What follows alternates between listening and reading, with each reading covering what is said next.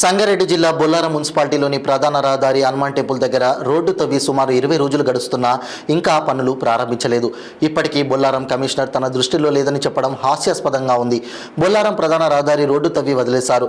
ఈ దారి మీదుగా కొన్ని వేల మంది ప్రయాణాలు సాగిస్తారని తెలిసి కూడా రోడ్డు నిర్మాణం గురించి బొల్లారం మున్సిపల్ కమిషనర్ మంగతాయారుని ఫోన్లో సంప్రదించగా ఆమె ఆ రోడ్డు నిర్మాణం గురించి కనీస అవగాహన లేకుండా మాట్లాడుతున్నారని ఆనంద్ కృష్ణారెడ్డి ఆరోపించారు. మున్సిపల్ పరిధిలో జరుగుతున్న పనుల గురించి కమిషనర్కు సరైన అవగాహన లేకపోవడం నిజంగా దురదృష్టకరమని అన్నారు.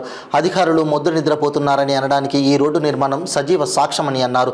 ఇప్పటికైనా కమిషనర్, సంబంధిత శాఖల అధికారులు, సిబ్బంది తక్షణమే రోడ్డు నిర్మాణం పనులు పూర్తి చేయాలని, లేని పక్షంలో అధికారుల నిర్లక్ష్య తీరుపై ఆందోళన కార్యక్రమాలు చేపడతామని బొల్లారం బీజేపీ పట్టణ శాఖ అధ్యక్షుడు కేజేఆర్ ఆనంద్ కృష్ణారెడ్డి హెచ్చరించారు. మున్సిపల్ కమిషనర్ గారు, మేడం నమస్కారం. ఇదేంది మేడం, మాకు బొల్లారంకి ఇదే మెయిన్ రోడ్డు. ఇది తవ్వి 22 రోజులు అవుతుంది. 22 రోజులు తవ్వి పెట్టి మీరు రోడ్ ఎప్పుడు వేస్తారు, ఇంకెప్పుడు క్యూరింగ్ చేస్తారు? క్యూరింగ్ చేయడానికి మళ్ళీ 20 రోజులు పడుతుంది. అంటే 2 నెలలు రోడ్ బంద్ చేస్తారా?